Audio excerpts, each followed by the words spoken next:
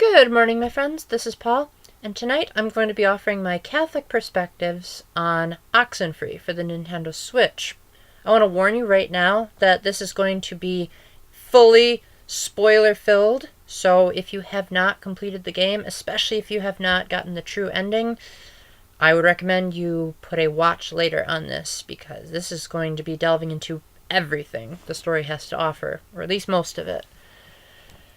Where to begin with a game like Oxenfree? Well, let's get the bad out of the way, first and foremost, and that is you have a lot, and I mean a lot, of leeway as far as like how your morality is going to go. Now, I'm not saying this is Grand Theft Auto levels of mutiny. You can't like just walk up to someone and stab them. You can't like just make out with someone, as much as the characters might joke around about it. But you can, pop a drink. There are characters that smoke and take drugs. None of it drastically affects the narrative to the level of sheer evil. More of just, like, teenage weakness. They'll make sick sexual jokes a good amount of time, and they'll, use some of the terminology that is normally bleeped out of most games of this nature. But thankfully, this is kind of hard to say from a Catholic perspective because you really can't try to justify a sin. But the most evil that the characters do comes from what they say as opposed to what they do.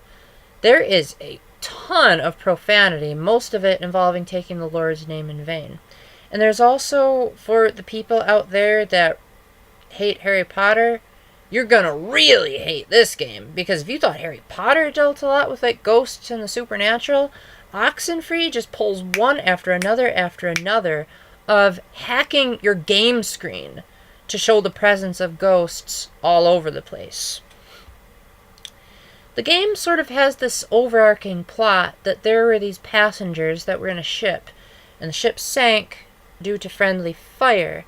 And because there was a nuclear explosion in the base of the ship, that sort of triggered this, like, outside of time dimensional vortex for the people on the ship, so that they were in the state of being neither alive nor dead. So technically, you could call them poltergeists. Now, the Catholic Church has not ruled against the existence of poltergeists, but it does talk about the dangers of possession.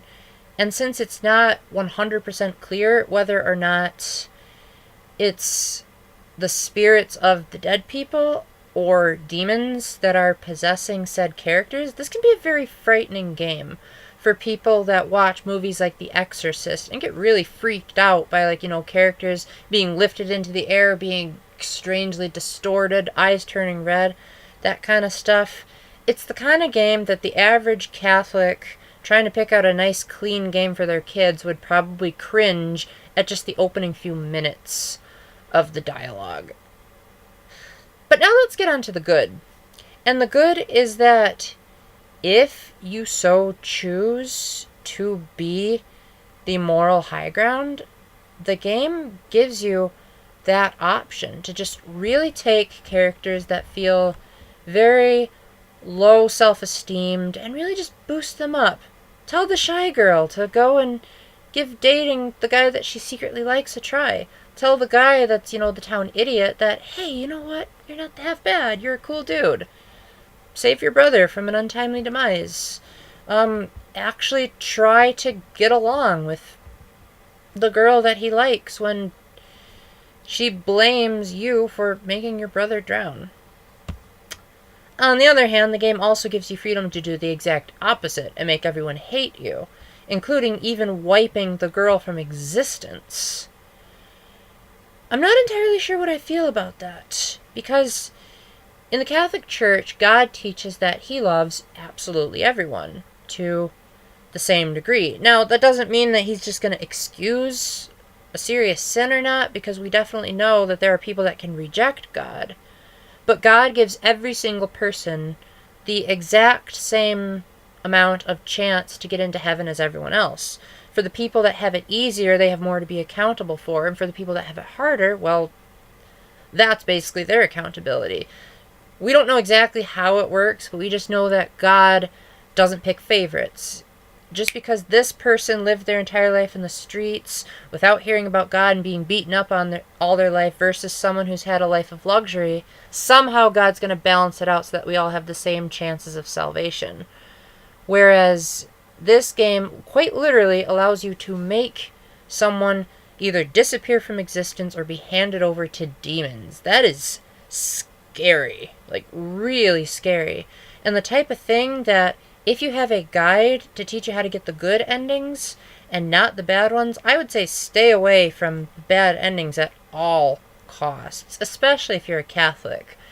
Because the game is so central on choice and like what you want to say to people that it almost feels as though you're inserting yourself into the player in ways that even the finest narrative-based games that I've played haven't been able to do. Like, if you compare it to, say, Zero Time Dilemma, oftentimes when you make an objectively morally screwed decision, there's some kind of explanation for why the character wasn't fully in control. In this game, though, you don't really have that excuse because you're the one that chooses. You don't have well, I don't really want to spoil Zero Time Dilemma. So you don't really have something to blame but your own really bad judgment. And when the characters yell at you for making poor choices, it's kind of a neat representation of, like, God's disappointment when he says, why have you decided to reject me and instead make bad decisions? Why aren't you being caring to the people in your life? It also deals heavily with the concept of dealing with multiple versions of yourself, which in and of itself is neither confirmed nor denied in the Catholic Church, because we believe in what's called purgatory, and the game kind of hints at the existence of a purgatory with the ending. It's kind of hard to explain here without actually having a visual, but suffice to say that the premise of the game, in order to get the true ending, is that Alex, the protagonist, after your second playthrough, she has this vague awareness that she's been through this experience before and that there are other Alexes in infinite parallel universes. And as a result, she discovers means of sending messages to another version of herself in a parallel timeline. As we know it, unless there's some kind of science that we haven't discovered yet, such a thing is impossible to everyone except for God, because only he can access multiple universes, multiple existences. In an existence where I chose not to play Oxenfree, that existence no longer is possible because I have now defeated it by playing the game. But God knows about that other existence, and he knows how different my life could have turned out had I chose to put the game down. Or not bought it at all in the eShop, or what would I have done with that extra $20 instead? So, but the reason why I say the Catholic Church hasn't totally ruled it out yet is because we're forgetting about purgatory and the divine mercy. We know that God has a way of purging people that are in a state of venial sin so that they can be 100% perfect when they come into heaven, because anything that's even 1% stained with sin cannot enter heaven. So God has to remove that sin that we've inherited from Adam and Eve from us. And if that progress involves going to a timeline and making a decision with God's providence, we don't know. We don't know if that's a possibility, but the game, like the Zero Escape series, entertains that possibility, even if it doesn't overtly mention it as a religious point of view. I think it's more of just like one of those new agey type of experiments of like, well, what if there are actually multiple universes? And what if spirits can actually roam the world in this interdimensional vortex thing and possess people? It's the kind of game where I can only recommend it to Catholics that are so strong in their faith that they're going to make the absolute best moral decisions, and also Catholics that are not the type that's easily squeamish, because I'm just going to flat out say it, they make flat out references to a lot of sexual stuff. There are references to guy parts. There are references to girl parts. There is a scene where a guy urinates right in front of a girl. Stuff like that. It's the kind of stuff that if you have been a sheltered type of person, you're going to find Oxenfree to be a very disturbing experience. But if you're the type that are like my dad, where, say, he watches Passion of the Christ, which is a super violent movie that's trying to prove a point, then I could see how you could see Alex's actions in trying to save the ghosts as a way of putting them at rest. Kind of like how there's a theory within the Catholic Church that a poltergeist is a soul that is still in purgatory that has some unfinished business left in the world. This, again, has not been disproven by the Church. So it's possible that this may be a somewhat metaphor of souls that have died but still have some business left to do on the earth. The whole possession thing, I honestly cannot figure out for the life of me why it had to be done in the way that it was done.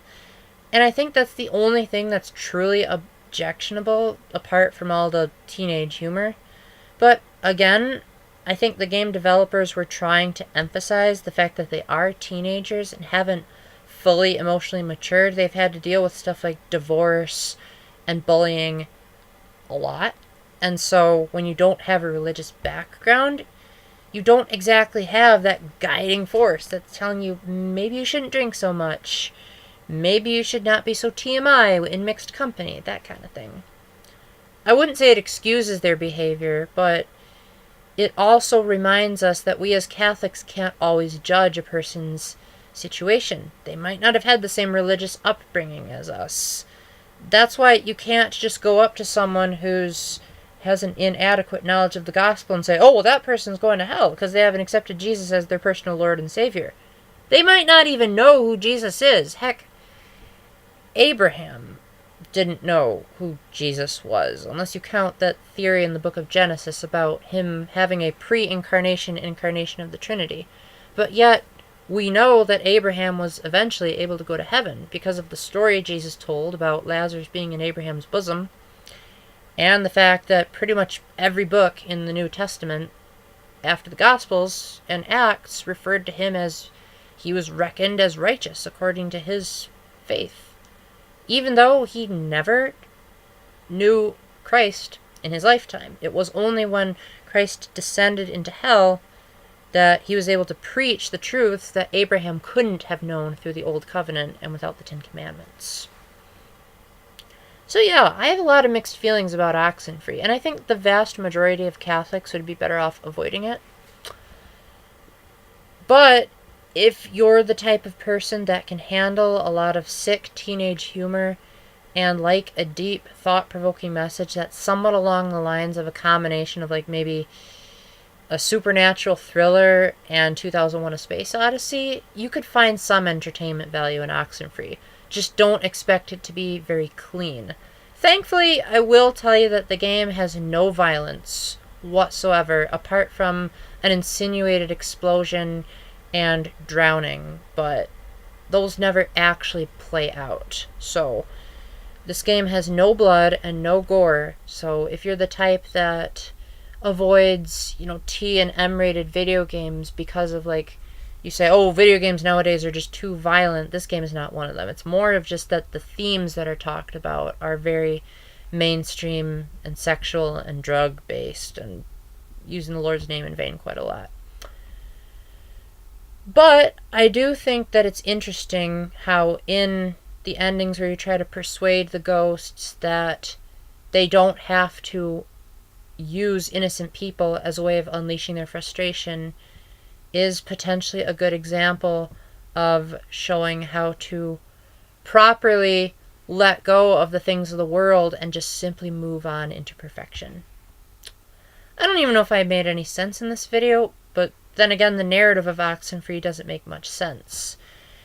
At the bare minimum, if you're the type that's a morally unshaky person, I would say if you're really, really desperate to find out what the hype about Oxenfree is, I would probably be better off reading a summary. Or, better yet, requesting that I write one, because you know I love writing summaries that tone down on all the unnecessary crudeness and sexual humor.